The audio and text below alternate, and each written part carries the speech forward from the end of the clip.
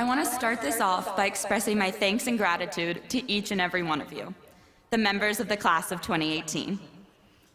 Extra special thanks to my family, my Frisbee team, Kaleidoscope, and AGD for believing in me and for unleashing upon me unconditional love and support over these 4 years. I am beyond humbled and honored to have been given the opportunity to speak right here and now in front of all of you today.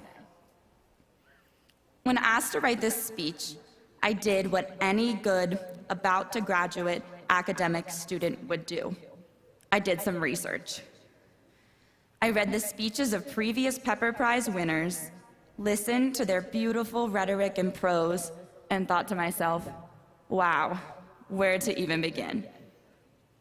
People told me to make this speech less political, shorter, and more fun than previous speeches.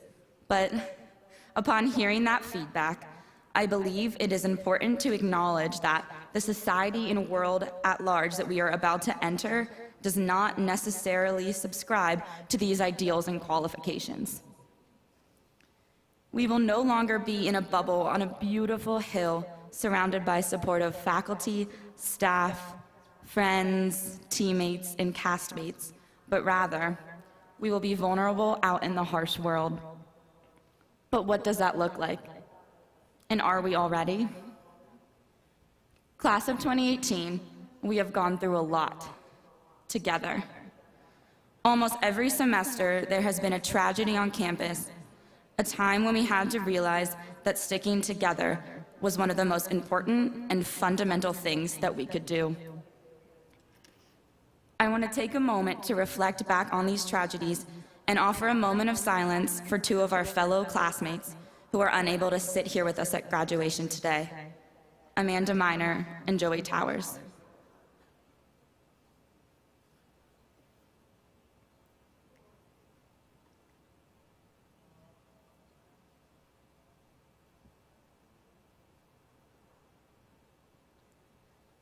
I would also like to offer a moment of silence in honor of the other Lafayette students who were also taken from us during our 4 years here. Brian Keller, Sarah Bramley, Joseph Kirkpatrick, and McCrae Williams.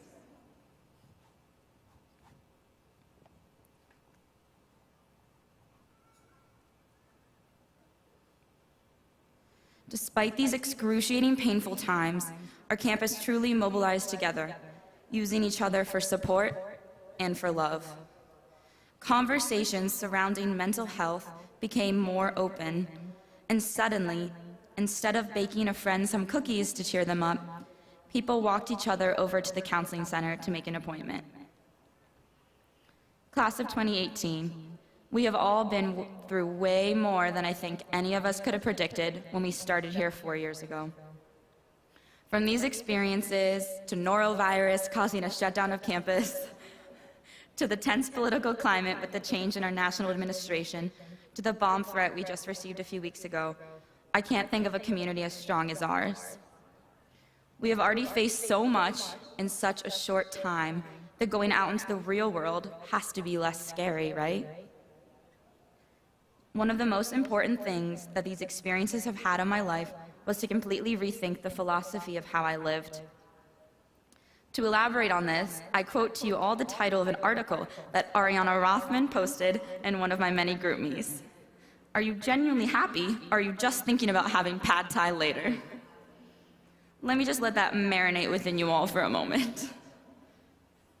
Genuine happiness. What is that?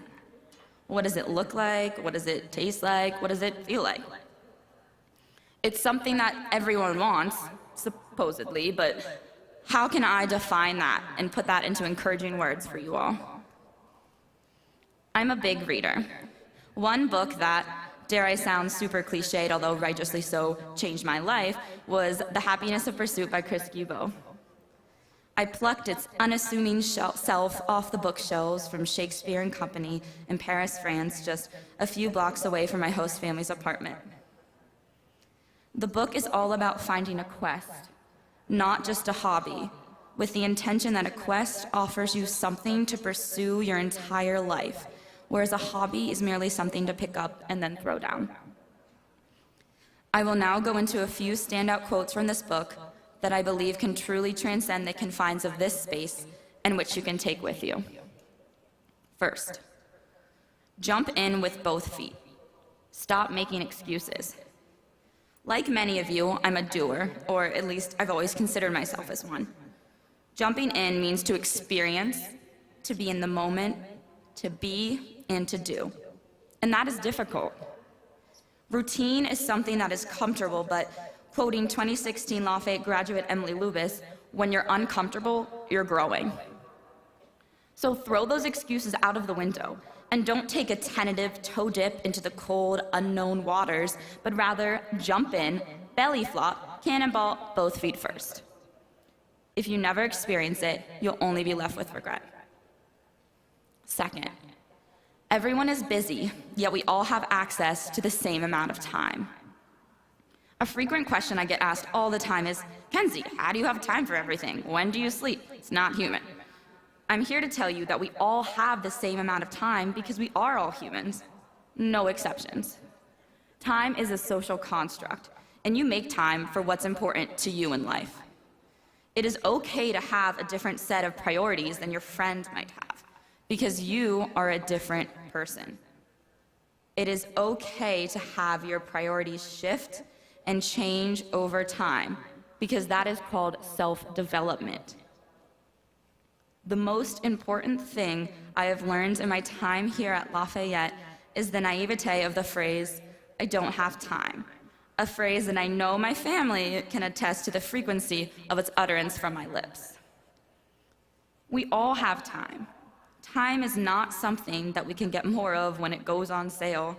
However, a good shift in perspective is one that examines the differences between what we have time for and what we want to have time for.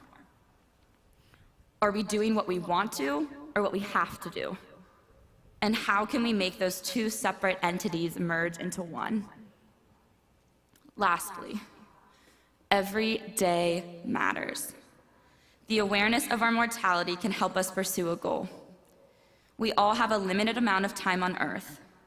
Those who live in active awareness of this reality are more likely to identify goals and make progress towards them. Or to put it another way, everyone dies, but not everyone truly lives. Every day matters. Every instant. Every interaction you have with every individual that you meet. How's that for food for thought? This book was entitled The Happiness of Pursuit and not The Pursuit of Happiness, because happiness is an arbitrary term. It is a temporary state of being. Happiness is about the journey, not the destination. We all got here to this destination of college graduation, but we've all had about 1.5 million different journeys to get here, which is truly beautiful and remarkable when you think about it.